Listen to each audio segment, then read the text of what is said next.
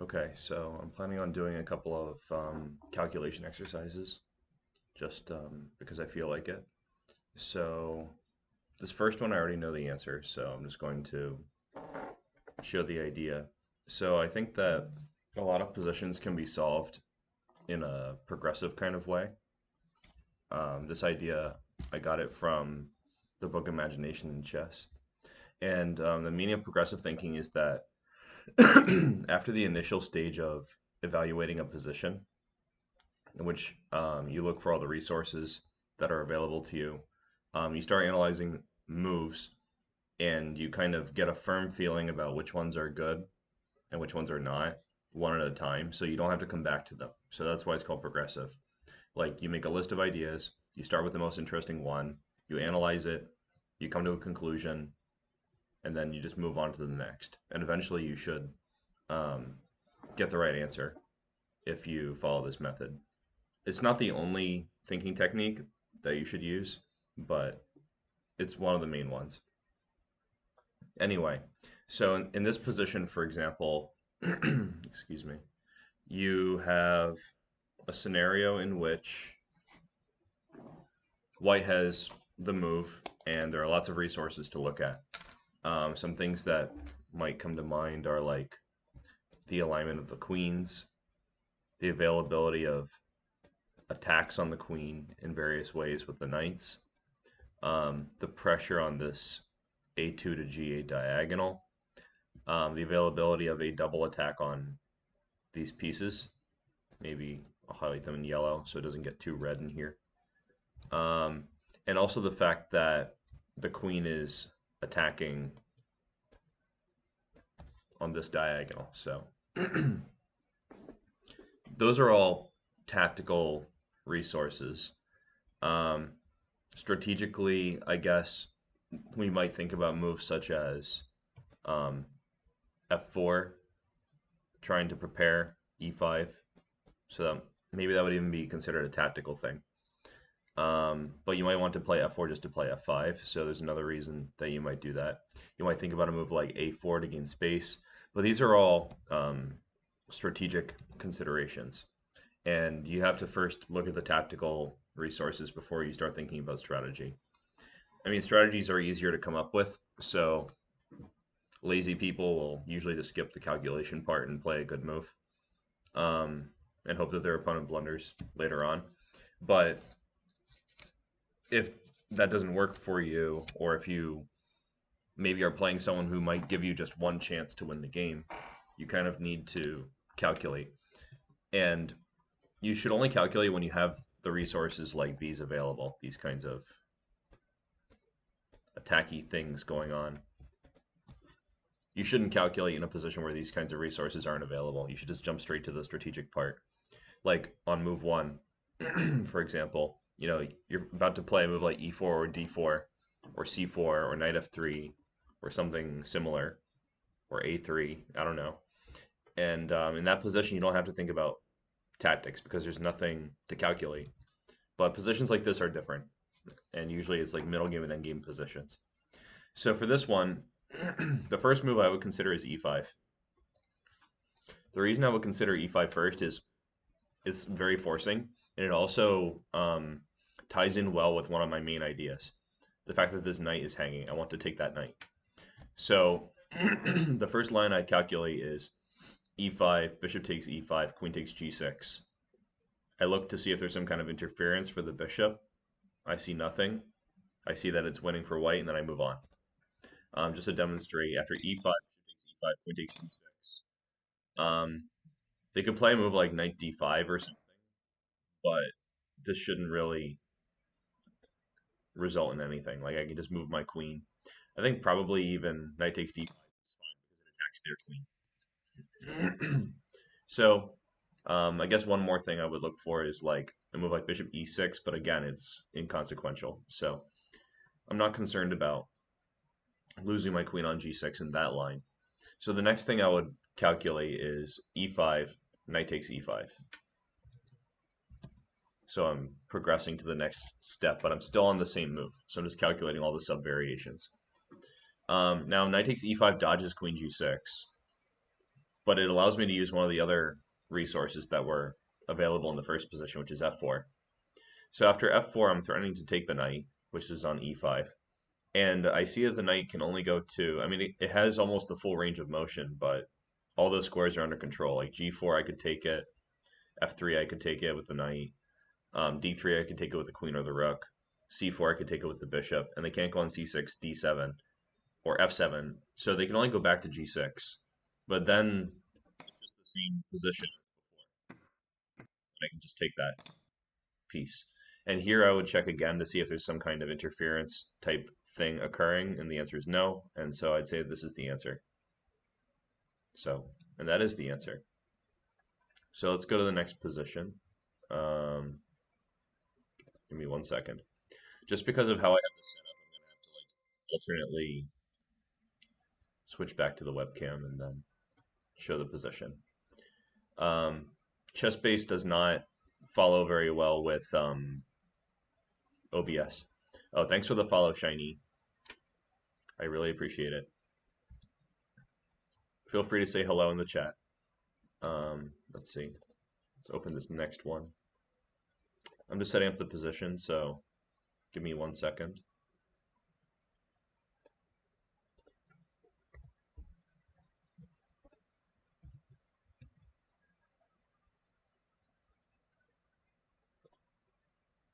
Not that scene. This one.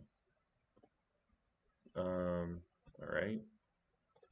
Need to get it to come back here. Okay, good. So this is a new position. This one's black to play. Oh, I know I didn't like it. I didn't close it. Okay. So anyway, in this position, what we have is black to play. So I guess the first thing we would do is we'd evaluate the position, because that's always necessary. So I'm going to evaluate this. Excuse me. Of course I start coughing as soon as I start streaming. That's just wonderful.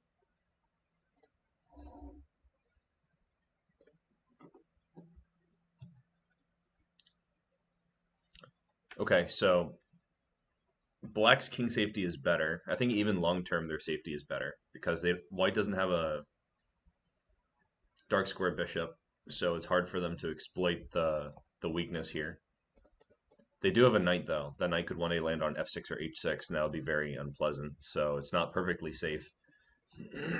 I guess I can't really talk about long-term safety there. The white pieces look pretty active, although I have to say that this battery pointing at white's king looks a little more impressive than this battery pointing at d8. But it could turn into a checkmate one day if I play really badly. So I'd say it's dynamically balanced in that way. Black has, let's see, they're a pawn down, but this pawn on f3 is pretty big as long as it doesn't get captured anytime soon.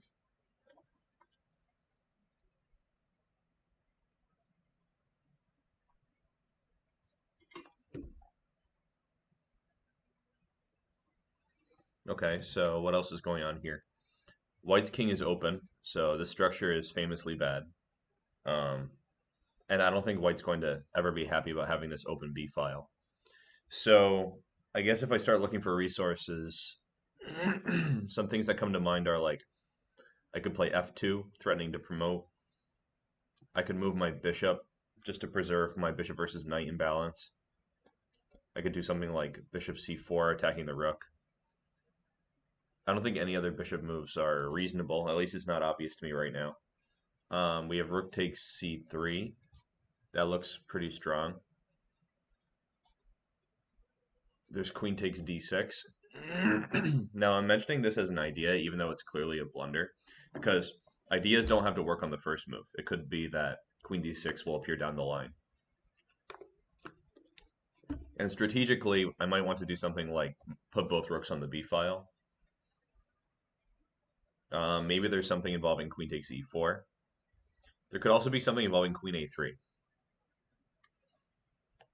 So these are all my resources. I don't know if I missed any. I guess I could also play moves like rook d7 and rook c6 to threaten to capture this rook on d6, but that seems a little weak, so it's not my high priority. All right, now, so if I have to organize my thoughts, I would say that I would prioritize a move like either rook c3 or f2. So I'll calculate rook c3 first. If I play rook takes c3, they can play knight takes e2. They could also play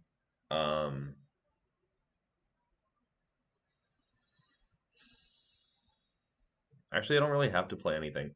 Like, I think knight takes e2 is a bad move because of rook takes c2 check, king b1, and then I guess pawn takes e2. Unless I'm missing some kind of threat from white. Oh, white has rook, some kind of rook d7 type stuff. That might be kind of annoying. Because if I try to play queen a3, they have queen f7 with checkmate.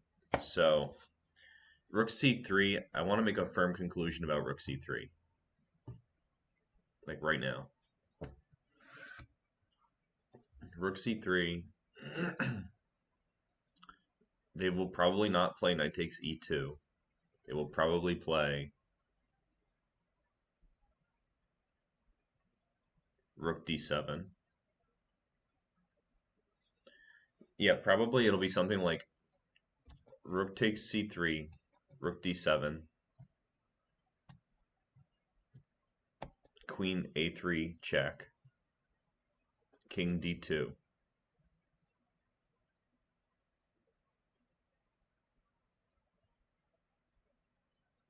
But there might be something interesting like rook d3 check, pawn takes d3, queen takes d3 check, king e1, queen d1 check, king f2, queen f1 check, king g3, queen g1 check, king h2, and then some appropriate order of moves could lead to like a repetition maybe. But this is a really long variation, and long variations are generally like wrong variations. So I want to look back and see if there was something more critical. Rook c3.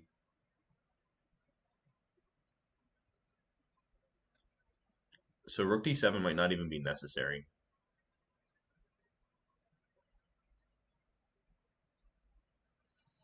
Maybe there's a simple move here. Rook takes c3, and then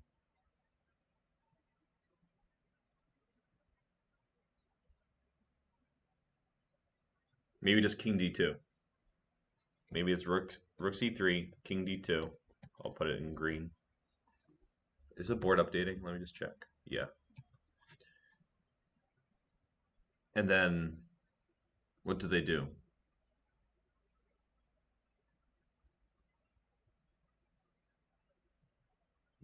If they just go back, that doesn't seem very impressive.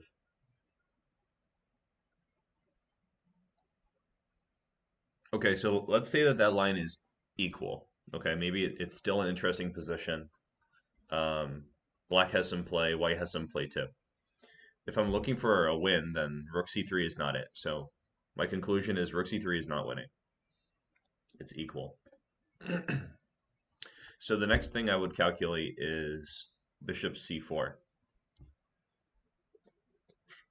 This looks pretty good because it attacks the rook. The rook's almost trapped. They would have to play, well, either rook e5 or rook a5, or maybe some kind of tactical response. Besides, I mean, rook e5 is also a tactical response, but like some other move, like not with a rook.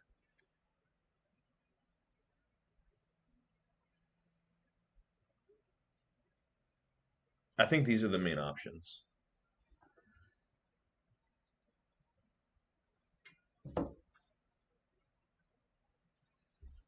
Okay, so let's say bishop c4, they play rook e5. That seems like the most testing. Because if I play queen takes d6, they could play rook e8.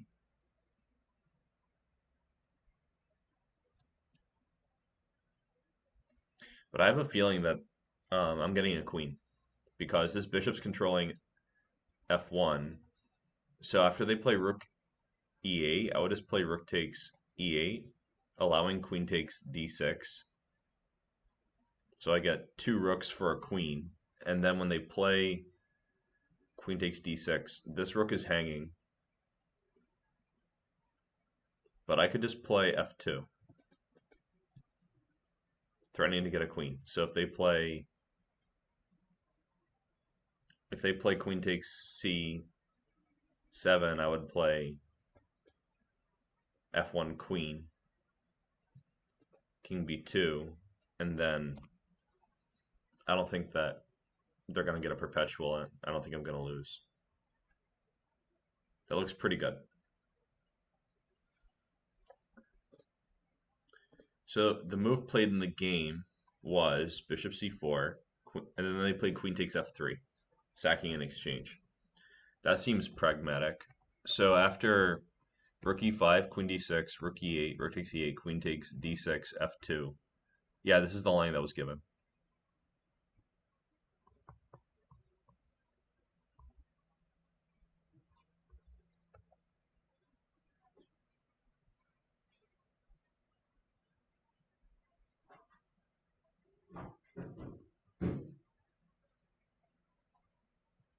Hey, what's up? Whoa.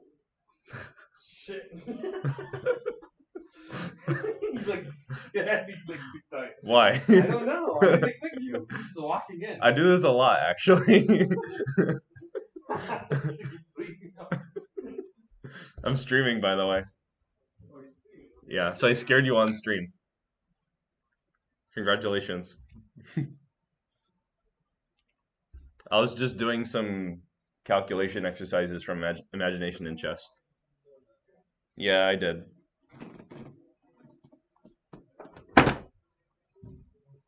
I can't hear you.